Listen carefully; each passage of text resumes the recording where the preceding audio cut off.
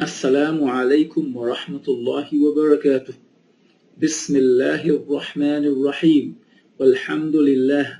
Wassalatu wassalamu ala rasulillahi wa ala alihi wa ashabihi amma ba'd. Alhamdulillah, brothers and sisters, all praises for Allah, and we welcome you to Ad-Dars As-Sadisu, the 6th lesson. That's overall. This is our 6th session, therefore, for Foundation 1. And this really is Module 2. This is because every week is one module. This is the second week, and this is the first lesson of the second week, inshallah. And this week we are going to be introducing pronouns, which is called Ad-Dama'ir. And we're going to try to cover a few issues on pronouns, inshallah, in this week. So, we're going to be dealing with the attached and detached pronouns. Ad-Dama'irul Muttasilatu wal Munfasilatu. In this slide, inshallah, we are going to be dealing with Ad-Dama'irul Muttasilatu, the attached pronouns. And this is our table, inshallah, which we are going to be using to discuss this concept. The first category that we are going to be talking about is called Al-Mutakallimu.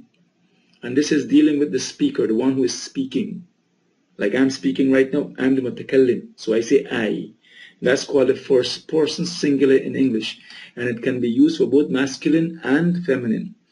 The attached pronoun for the first person, the Mutakallim, is, and this is singular, right? First person singular, is ya attached to the back of the word. The meaning of this is, it has two meanings, because it can be used in two different cases, and we're going to give examples of both cases. The English meaning is either my or me.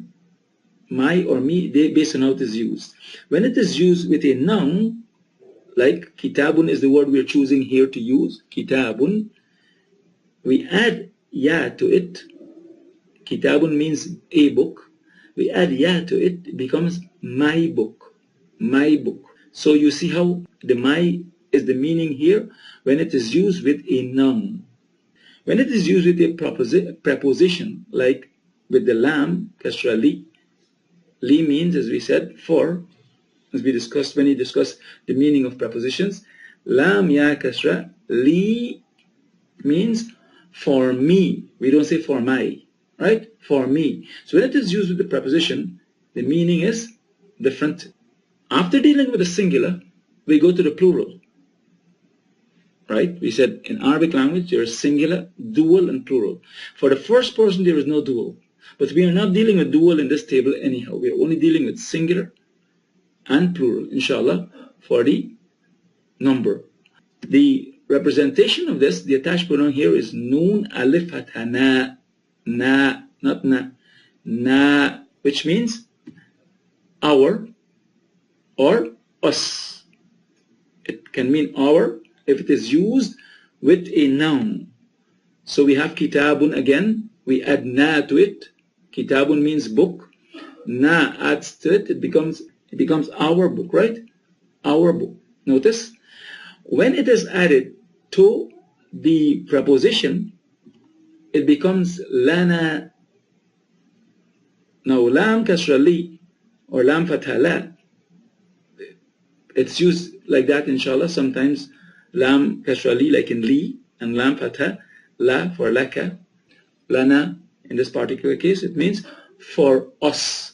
For us. Okay, you see how the meaning is different when it is used with a noun and when it is used with a preposition. So that finishes the mutakallim, the first person or the speaker. Right? Mutakallim in Arabic means the one who speaks. Right? In English, it is called first person. And that is divided into singular and plural. Now we go to al-mukhatab. Al-mukhatab.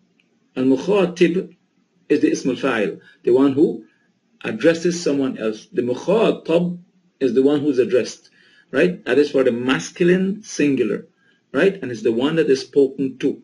If you want to say, if you want to speak to a feminine person, you want to call that person the one spoken to, you say al-mukhataba, okay? Mukhatabatu, okay? Anyhow, we are using the second person singular masculine. That's the first when we're going to use. There are two cases here, as we're going to discuss, inshallah. There's a masculine and a feminine. Second person singular masculine and second person singular feminine.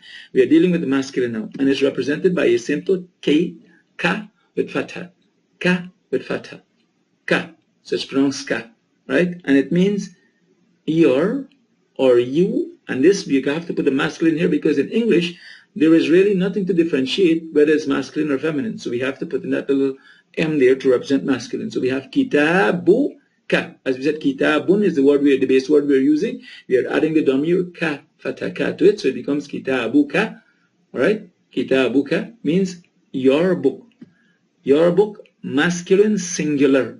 Right? Now let us get to the preposition. Let us see what we have. Laka. Laka means for. It's not for your, it's for you. Right? And that is masculine singular also. Second person singular, feminine. We did the masculine, we said the second person. The singular has two forms, the masculine and the feminine. There's a dual form that we're not dealing with, inshallah. The singular feminine for the second person is ka kasra ki. And it also means your or you, but the F there in the brackets indicate that it is feminine. So we have kitabu ki, kitabu ki, kitabu ki. And you can start using words now, qalamuki, whatever, you know, sariruki, sariruka, sariri. Anyhow, kitabuki means your feminine singular book. Notice the same format, your book, your book. We don't know whose book it is unless you put in the masculine or feminine, those letters there to represent that, right? And then we have laki. Laki means for you, feminine singular. That is the second person, right? Then we have the second person plural. Second person plural for the masculine. M is for masculine, as we said, right? And it's represented by kum. Kum. Kum, and it means again you or your. But this time it is three or more and it is masculine. Three or more, right? Because Arabic, why did we put this? Because in English, two or more is plural. But in Arabic, three or more is plural. The two is dual, which we're going to be dealing with later, inshallah. Here we have kitabun as the base again, and we add the kum to it, so it becomes kitabukum, which means your masculine plural. This is plural. Kum is plural. Your masculine plural book. Then if we use it with the preposition la kum. La kum means for you again, but it is masculine plural. Okay? Hope you get it. See how Arabic is more specific. So when you say something in Arabic, it is much more specific and it has more direct meaning, so it becomes better for expression. People understand you clearer, right? Second person, plural, feminine. The second person, plural, feminine, is represented by kunna. Kunna, a noon with a shadda and a fatha. It's you or your again. This time it is three plus feminine. So all, if you look at the second person, all of them is you or your, you or your, you or your, right? So your or you, third person, feminine, and the your is represented by kitabu kunna. So the kunna is added to the kitabun. Kitabun means a book, so kitabu kunna means your feminine plural, that's three or more, book, your book, right? Your feminine plural book, right? Then we have la kunna. La kunna, la means for, you, and again it is feminine plural, okay? So at least we get that. That is, I think, easy to understand. Here we come to the ghaib. Al-ghaib, ghaba yaghibu means to be absent, not to be present, right? So when you're speaking about someone else, that is called a third person in English. Third person, singular. Masculine, as we have the second person singular masculine, masculine, feminine we're dealing with, right? So it's represented by who, ha, dhamma, who, and it means his or him, depends on whether it is used with a noun or with a preposition. In the case with our noun, kitabun, kitabuhu is his book, right? In the case of the preposition, right, when it's used as a preposition, it is lahu, which means for him, right? In the third person singular, feminine, we had third person singular masculine, and we have to have the feminine for it, right? It is represented by ha, ha, alif, ha, and it is her, right? One word, her, okay? Kitabun is our base letter. We add ha to it, so it becomes kitabuha. Her book. Her book. And when we add it to the preposition, it becomes laha. Laha means for her. For her. Third person plural, masculine. For the plural, we add hum for the masculine plural. Right? And it means their or them, three or more, and it is masculine, right?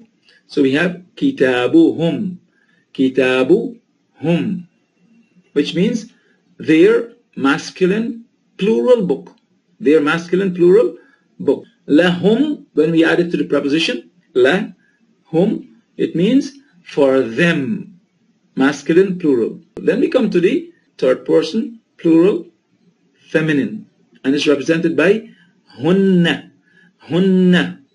And it also, in English, is their or them, three or more, and it is feminine, right? So we have kitabuhunna, kitabuhunna, their book, their feminine book, right? Their feminine book. And when we add it to the preposition, lahunna, it becomes for them, feminine plural. So this one slide has taken up the entire class, mashallah. May Allah help us and guide us and strengthen us. سبحانك اللهم وبحمدك أشهد أن لا إله إلا أنت أستغفرك وأتوب إليك. السلام عليكم ورحمة الله وبركاته.